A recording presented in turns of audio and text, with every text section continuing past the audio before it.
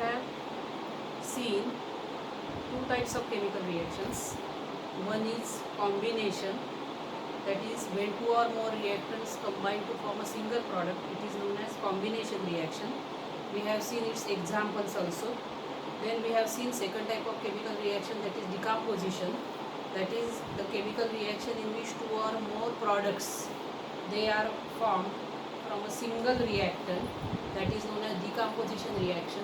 It may be occurring thermal decomposition, electrolytic decomposition, microbial decomposition. Now we are going to see the third type of chemical reaction, that is displacement reaction. So its definition is important. So the reaction in which the place of the ion of less reactive element in a compound is taken by another reactive element by formation of its own ions is called displacement reaction. So the definition is, you have to remember it perfectly. It is slightly bigger one and having wording particular. So the reaction in which the place of ion of less reactive element in a compound is taken by another more reactive element by formation of its own ion is known as displacement reaction. So they have used the example same that we have from starting of the lesson, that is whenever zinc powder is added to blue colored copper sulfate solution. So zinc is a ion which is more reactive ion. So it takes the place of copper and copper ion formation occurs. So there is formation of ZnSO4 plus Cu. Followed. So such a reaction is known as displacement reaction. So zinc ions, that is Zn plus 2 ions, are formed from this Zn atom, and it takes the place of, it displaces the copper from copper sulfate solution, and copper ions are given out or formed or come out. So that is how the definition they have given. Followed. Now they have given you, we will learn this in the reactivity series in metals and metallurgy. Now use your brain power, complete the following reactions and give names of the products. So these are also very easy equation. CuSO4 aqueous plus Fe solid gives, now what will form? Again, iron being more reactive than copper, Fe will form Fe plus 2 ion. It displaces copper ions from copper sulfate solution. So there is a formation of FeSO4 plus Cu. Followed. So this is green colored solution, this is white colored solution, this is blue colored solution. So that is how the change in the color solution is also observed. Then second equation they have given copper sulfate plus lead PbS gives again PbSO4 plus Cu. So Cu is, copper is less reactive, therefore it can be displaced by iron, lead, zinc. These are all more reactive than copper. Followed. So first there is a formation of ion, and then this ion displaces the another ion. Followed. Then another fourth type of reaction that we are going to see is double displacement reaction. So they have given the same equation, that is we have seen in equation number 9. So equation number 9 they have given, where it is given equation number 9 they have given, yes, this page number 33, AgNO3 plus NaCl, a silver nitrate plus sodium chloride gives what will form? AgCl, white precipitate is formed, downward arrow, plus NaNO3 aqueous. Followed. So this is the same, this same example they have taken which we have used for law of conservation of matter in previous pages. So same equation they have used, that's why I have written the same equation. So many reactions are a double displacement reaction. So white precipitate of silver chloride is formed in this, and there is an exchange of silver and sodium ions. So from that they have given the definition that the reaction in which the ions are ions of reactants, they are exchanged to form the product. So definition is easy. So the reaction in which the ions of reactants exchange, sodium takes the place of silver, silver takes the place of sodium, so there is an exchange of ions. So there is an exchange of ions of reactants, these are both the reactants, followed, to form the precipitates. So insoluble solid or precipitate is formed, that is double displacement reaction. So recall the activity 3 in which you have added potassium chromate K2CrO4, that also we have done. Once again they have repeated the same example, plus barium sulfate BaSO4. So in the ions, in the reactant, which are the ions? Potassium ion and barium ion. So these ion, they exchange their places. Barium will come over here, potassium will come over here. So what will be for reactant and product after that formation? BaCrO4, which is yellow precipitate, and then BaCrO4 and K2SO4. So now this is also balanced equation, that also we have seen. So they have asked the question, what was the color of the precipitate formed? So color of the precipitate is yellow, that is the answer. Write the name of the precipitate, barium chromate, BaCrO4. Write down the balanced equation, I have written. Will you call this reaction a displacement or a double displacement? So it is not a displacement, it is a double displacement reaction, because the ions of reactant, they exchange their position to form the precipitate. So it is a double displacement reaction.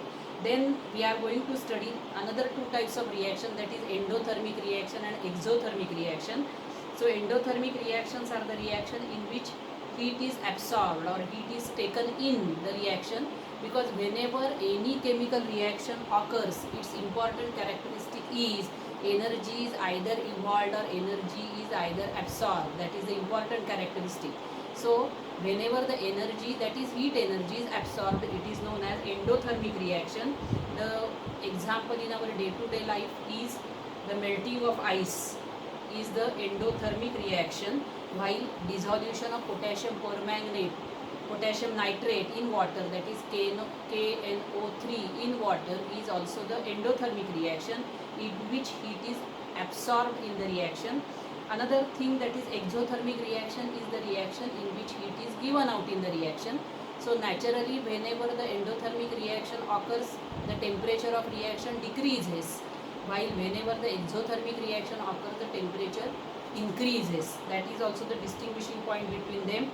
And usually these endothermic reactions are slow, while exothermic reactions are generally fast one.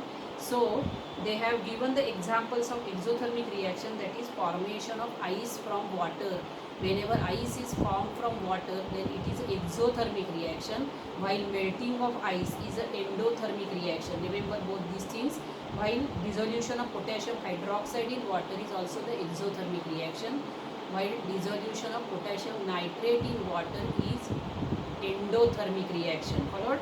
Now one more example, that is whenever you are having concentrated sulfuric acid, and if you want to make it dilute sulfuric acid from it, what procedure you have to follow, that also is decided by the endothermic and the exothermic reaction. So suppose we have concentrated sulfuric acid in a beaker, and if we add water slowly to that, then water gets evaporated, then that reaction is exothermic, and it may cause the spurting, and accident may cause, injury may cause in this. And therefore what we are going to do, the reverse thing we are going to do. So to avoid this, we are going to take the required amount of water is taken in a container. First we are going to take water in a container, and then we go on adding slowly concentrated sulfuric acid in that with stirring, so that less amount of heat will be given out. So that is also the example of exothermic reaction. Then they have given the experiment in which they have given you the description regarding the dissolution of potassium nitrate in water and dissolution of sodium hydroxide in water. When we dissolve potassium nitrate in water, and if we touch the beaker or a test tube, then we will feel it cool from outside, as it is an endothermic reaction. But whenever we have dissolution of potassium sodium hydroxide in water, and if we touch the test tube or beaker outside, it is found to be hot, as it is an exothermic reaction. Followed. Then another example they have given in the endothermic reaction is heating of calcium carbonate or a limestone. So when calcium carbonate is heated, we get this also we have done previously. We get calcium oxide and carbon dioxide. So here temperature decreases, endothermic reaction occurs. On the other hand, if we have dissolution of calcium oxide in water or lime in water, quick lime in water, we get slaked lime, CaOH group twice. This is exothermic reaction. So these are the examples you have to remember about exothermic and endothermic reactions, and you can write the distinguishing point very well in this. Now here they have asked you use your brain power. What is the difference in the process of dissolution and a chemical reaction? So whenever we have dissolution of solute in a solvent, then there is no any chemical reaction, and thus we get the product which is not the new product. Followed? Here no chemical change, no chemical reaction, they do not react chemically, only the process of dissolution occurs. But whenever we have any particular chemical reaction by supplying energy, then the bonds which are present in the reactant, they break and the new bonds are formed, and thus we get totally new product. Thus they react chemically. Followed? So second question, does a new substance form when a solute dissolves in a solvent? No. Now we are going to see the next factor, that is rate of chemical reaction. That is on the basis of rate of chemical reaction, we are classifying the chemical reaction into fast reaction and slow reaction. The reactions which are completed in a short time, they are known as fast reaction, while the reactions which take longer time for their completion, they are known as slow reaction. So they have given certain examples. On that basis, that is fast and slow reaction, we are going to classify them. Cooking gas starts burning on ignition, so write it there as F, that is fast reaction. Iron article undergoes rusting, so it is a slow reaction, it takes many years. Erosion of rocks takes place to form soil, so it is also the slow reaction. Alcohol is formed on mixing yeast in glucose solution under proper condition, so this is also a slow reaction, fermentation reaction. Effervescence, that is some bubbles, effervescence means bubbles, are formed and adding baking soda into the test tube containing dilute acid. So this is a fast reaction. This effervescence is of carbon dioxide gas. A white precipitate is formed on adding dilute sulfuric acid to barium chloride solution. So this is also the fast reaction. Followed? So on the basis of rate of chemical reaction, we can classify again one type of chemical reaction as fast reaction and slow reaction. Followed? So here one more thing you have to remember, we can change the rate of reaction by changing the surrounding conditions. So for example, if we have curdling of milk or setting the milk into curds, if the season is winter season, then it takes more time to have the curdling of milk, but that reaction become a fast reaction whenever the season is summer season or temperature outside is high. That means if we change the surrounding condition, the rate of reaction also changes, and thus the rate of reaction depends upon four factors. First, it depends upon the nature of reactants. Second, it depends upon the size of particle. Third, it depends upon temperature. Fourth, it depends upon temperature. And fifth, it depends upon the catalyst, that is the substance we add to increase the rate of chemical reaction. So for all these they have given certain examples. So this may be asked as a full question, that is state the factors on which the rate of chemical reaction depends and explain 2 or 3 factors from that. So first you have to explain means you have to give example, whichever example they have given in the book, same example you have to give in the paper. Followed? So first, nature of reactant, they have given the example, that is they have taken the metal aluminium and metal zinc in a test tube, and both of them they have added dilute hydrochloric acid. Now here aluminium metal is more reactive than zinc. The reaction between dilute hydrochloric acid and aluminium powder will be faster than the zinc powder and the dilute hydrochloric acid, because in one test tube we have the reactants aluminium powder and dilute hydrochloric acid. In another test tube we have zinc powder and dilute hydrochloric acid. That means here we have changed the nature of the reactants, aluminium being more reactive than zinc. Now the reaction will happen is the evolution of hydrogen gas. That means you will see the bubbles, but the bubble will be coming faster in the test tube containing aluminium and dilute hydrochloric acid. Second factor, they have given the size of particles of the reactants. That is, if we take the same weight of limestone or Shahbaz tiles, that is limestone, same formula, calcium carbonate of equal weight, one test tube will take it in the powder form and in another test tube it will take in the lump form.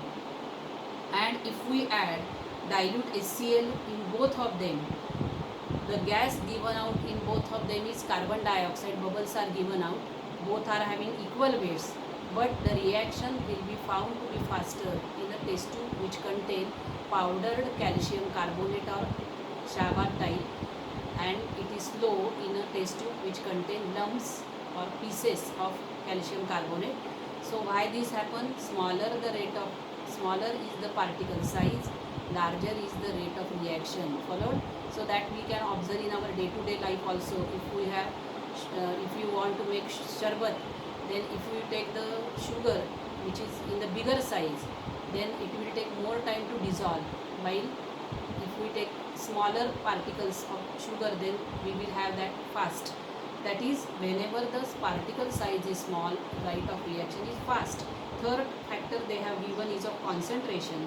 That is, whenever more is the concentration, more is the rate of reaction. Concentration more means number of particles are more, that is number of collisions in the chemical reactions are more, and therefore rate of reaction is faster.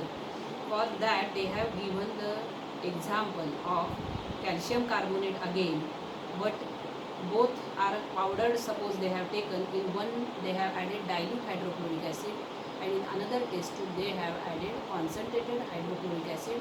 Again the reaction is evolution of carbon dioxide gas which is in the form of bubbles, but whenever we are adding concentrated hydrochloric acid, the reaction is faster than when we are adding dilute hydrochloric acid to calcium carbonate. That means more is the concentration of the reactant, more is the rate of reaction. Smaller is the size of particle of reactants, more is the rate of reaction.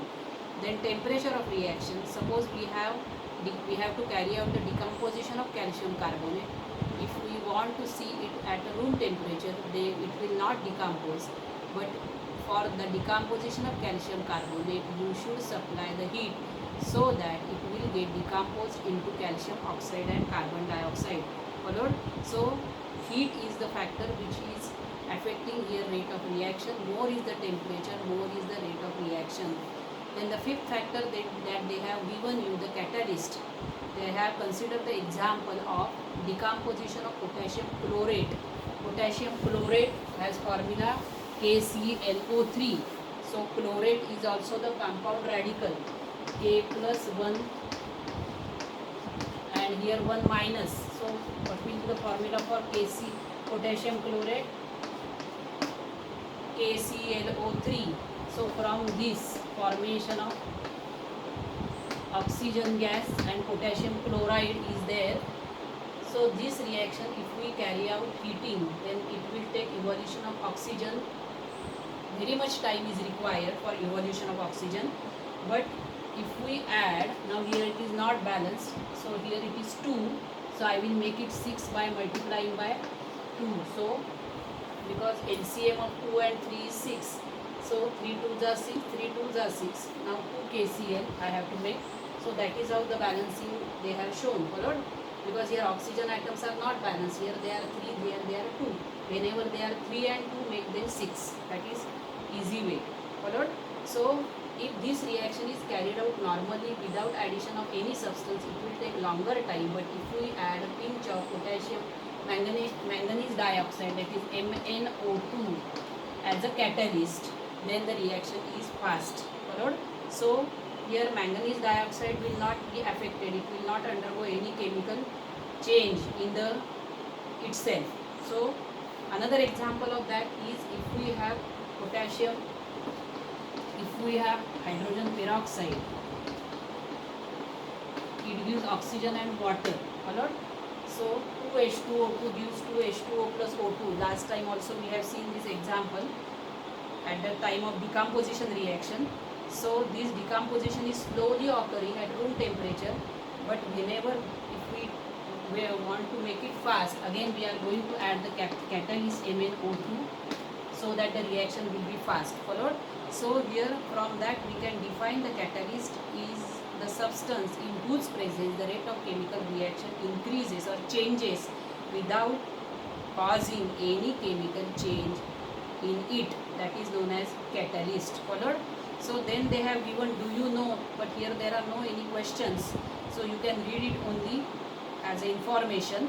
Then we are going to consider two more types of chemical reaction, that is oxidation and reduction. So in oxidation we can define it as combination with oxygen or removal of hydrogen is known as oxidation. If they asked you combination of oxygen, we can give the example 2 Mg plus O2 gives 2 MgO. That is a combination reaction as well as oxidation reaction. Or coke when burnt in air gives carbon dioxide. This is also combination reaction as well as oxidation reaction. Followed. C plus O2 giving CO2, 2 Mg plus O2 gives 2 MgO. These are oxidation reaction because here magnesium and carbon react with oxygen to form its oxide. Another type in which oxidation they have given is removal of hydrogen. So magnesium hydride MgH2, it gives magnesium plus hydrogen. So here removal of hydrogen is also oxidation. Then another example, that is this is CH3CH3, that is C2H6, this is ethane, that we are going to study in detail in carbon compound lesson, gives CH2 double bond CH2, that is ethene.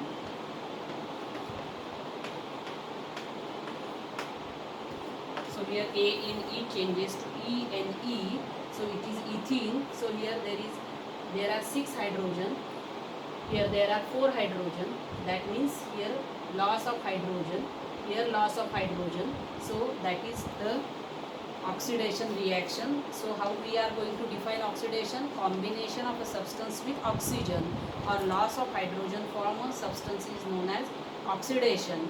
Some oxidation reactions, they are carried out by using specific chemical substances. So some substances, they act as oxidants, or particularly acidified potassium dichromate. So they have given you the example, that is ethyl alcohol CH3CH2OH, that is ethyl alcohol. That also we are going to see in detail. So it gives acetic acid CH3COOH. This reaction occurs in presence of K2Cr2O7 in presence of acidified potassium permanganate. So it gives acetic acid. Followed. So these are the reactants which are said to be oxidants because they are supplying oxygen. Acidified potassium dichromate, what it does, it makes available oxygen for oxidation of this ethyl alcohol to carboxylic acid, that is acetic acid. So the substances which makes the oxygen available for the chemical substance to react, they are known as oxidants or oxidizing agents. So they have given you the paragraph do you know.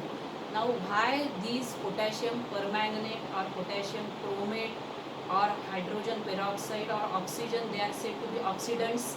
Because they make oxygen available for oxidation, and that oxygen generated from them in a chemical reaction is known as nascent oxygen, that is inborn oxygen, that is oxygen in the atomic state, and therefore it is written in the square bracket. So they have given you 4 equations of examples of oxidants in which they have written O in the rectangular bracket showing the nascent oxygen. Followed. So these are the reactions showing formation of nascent oxygen. So reduction and the next part we will see in the next lecture.